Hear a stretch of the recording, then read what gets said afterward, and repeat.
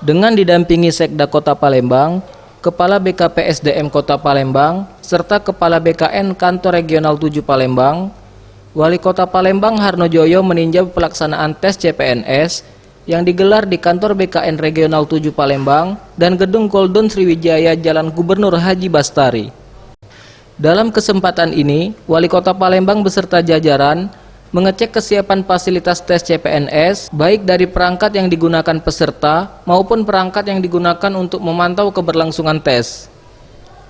Usai meninjau, Wali Kota Palembang Harnojoyo menerangkan, dari peninjauan yang dilakukan semua perlengkapan sudah terbilang baik dan keberlangsungan tes dapat dilakukan tanpa kendala.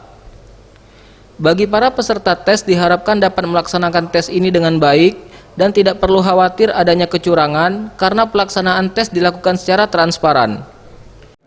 Kurang dari 35, artinya 3 bulan tidak punya kesempatan lagi. Mudah-mudahan ya, dalam rangka untuk mendapatkan sumber daya manusia yang berkualitas dengan cara CAT sekarang ini cepat, akurat, dan transparan. Artinya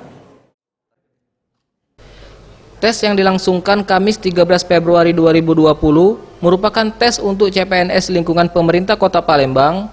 Tes ini sendiri diikuti oleh sekitar 17.000 peserta untuk 916 formasi yang disiapkan.